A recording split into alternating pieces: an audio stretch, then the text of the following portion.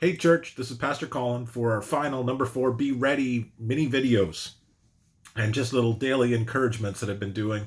Not much change in our situation. Wendy and I still haven't received our results. I sent out an email today and put on Facebook how there will be no church service. That shouldn't be a surprise to anybody.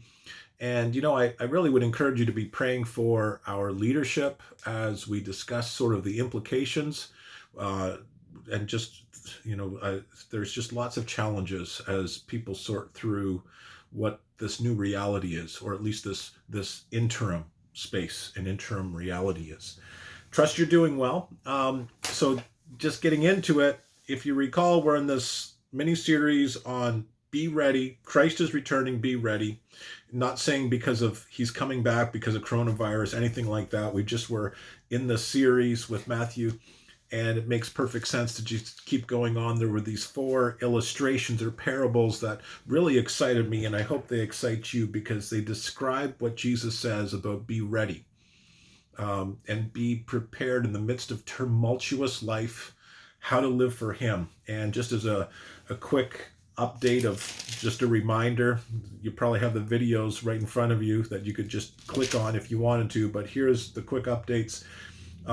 Like a servant, be ready because we need to stay on mission. If we don't get on mission, instead of serving others, we can end up serving ourselves. Not a good thing. Be ready because we need to be ready for the long haul and not run out of oil like the virgins.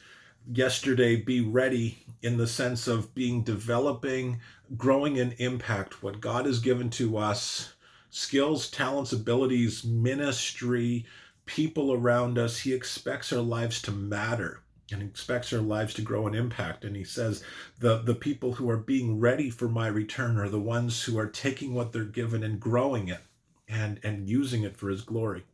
So finally today, the last parable is from Matthew chapter 25. You can look at it in your Bibles. I'm not going to read it this afternoon or right now, but Matthew 25 verses 31 to 46.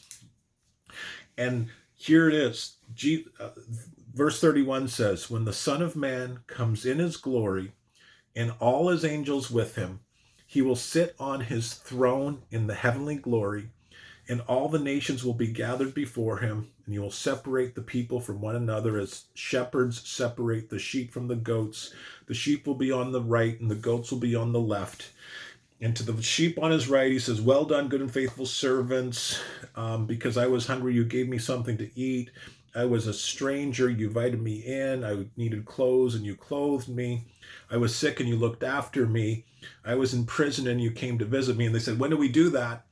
Then Jesus said, what you've done for the least of these, you've done for me. He looked to the goats and said, I was hungry. I was sick. I was in prison. I was all of these things, and you completely missed it. And they said, when did we do that? Well, because you didn't do it to the least of these, you didn't do it to me. And then goes on and says, depart from me. I don't, and they were then sent away.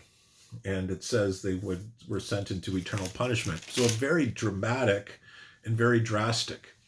Now, if you recall, at the very beginning, I said there's really just 3 points.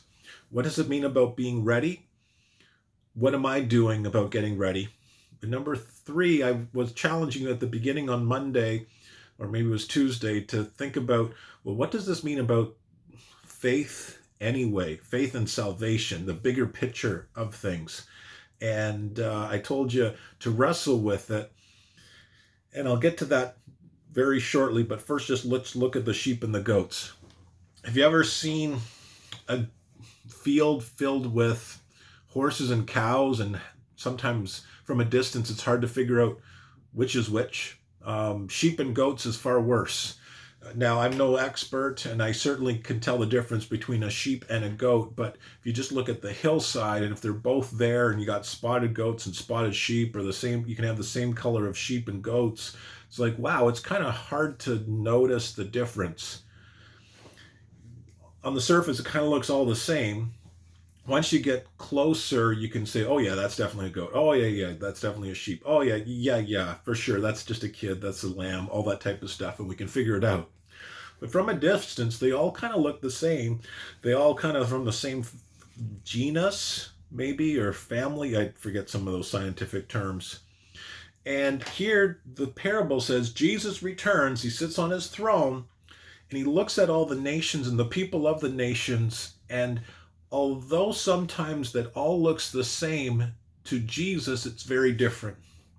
And he goes and he looks at each one, and it's not like there's sheep, goats, and cows, like a whole farm, or even just sheep and goats and I don't know, throw something else in that's kind of goat like or sheep like, and I can't really think of any. Llamas, okay?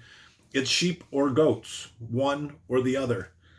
And the sheep are placed on one side and the goats are placed on one side, and it's probably like American Idol, and they're wondering if they're the ones who are going through or not, or stressed, all that type of thing. And the sheep, Jesus says, well done. You fed me when I'm poor, when I was naked, when I was sick, when I was prison. You did these things for me. And this should blow our minds in these words of Christ for a couple of different reasons. I mean, number one, everything we do for others is work for Jesus. It's not like Jesus is in everything. It's not like this belief that Jesus is just this goo that exists in everything. Of course not. He's a person. He's a being. But because he died and took the place of humanity, he stands in, and because he suffered on the cross and he suffered the effects of sin, he suffered the effects of brokenness, of poverty, of nakedness, of sickness, of prison, and all of those things which we struggle with. And when we come to the sufferings and burdens of others and stand with them in solidarity, standing alongside them, Jesus at the end of the day says, you have stood with me. And it'll go, wow, you have done this for me. Wow. Likewise, if you go the other way and you don't do any of those things, you've missed the point of where Jesus was in life. So here's the point. Jesus says the pathway of being ready when he returns is the pathway he evaluates based on generosity. We are to be people who love God, love others, and connecting with them. People who live truth, not just know the truth, live the truth, who grow in impact. But we need to be people who give life to this world, and then who are generous in this world. That Christ saves us and frees us from ourselves so that we can be those who care for and are compassionate for others. And Jesus says, if you don't capture that vision, you've lost the whole point and you've missed the whole thing. And so in the midst of this being ready, and even just the season you and I are in this virus, it's fairly easy to be self-focused and self-absorbed, particularly if you're self-isolating. It's a lot easier to have compassion on people when you see them and you're around them. That's why life groups are important and all of those things. But here's what I encourage you to do. You can still have compassion. You can still show love. You can still be generous. And more now than ever, God calls you to generosity. And the reason, not just because the world needs it, but because Christ suffered for the pains of this world, and somehow in this spiritual dimension, when we are generous to alleviating the suffering, the sickness, the brokenness, we are serving Jesus.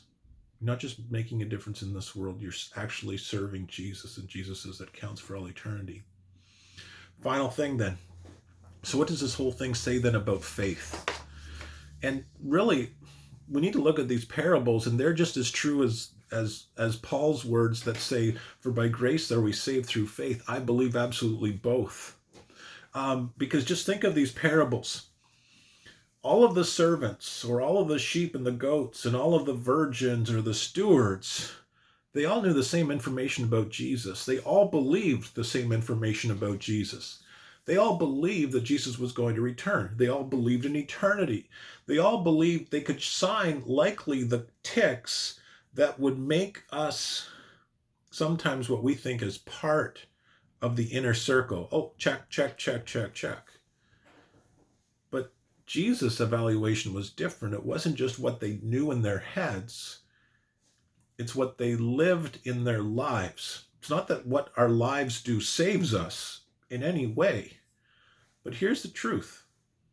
You know how when we're really loved, it changes us? If you're in a relationship and a marriage, a family, or something like that, and you're loved and you're accepted, how that changes you. It changes your behavior. It changes your actions. In the same way, faith is just as ephemeral, just ethereal. Maybe I got the wrong words. They're just as just this concept that's hard to define sometimes as love, but you can feel it. As love changes us, so should faith change us. And faith in Jesus should move into our lives and change our hearts and change our priorities in so many ways. Faith says, because Jesus Christ died for me, I know I am loved. I know I am worthy. I know that he died to transform my life. I know that I am so secure that life doesn't have to be about me anymore. I'm willing to look outside of me. I'm given the gift that I'm looking outside and my life is different. Yes, I'm absolutely saved by faith, 100%. But that faith changes me and leaks into all parts of my belief and all parts of my practice. And I come to this place where Jesus, you died for me. And I believe that so much that I choose to live for him. So today, be generous to somebody. Be generous in your words. Be generous in your finances. Be generous in your time. Be generous in your love. Because Jesus says it matters for all eternity. It's the markers of a sheep. Sheep are generous people who love, who give life to this world. So be ready. When the world is tumultuous, get ready for the long haul. Stay on mission. Grow in impact. And give life. God bless you. And we'll see you Sunday morning. Oh, by the way, church not Sunday morning.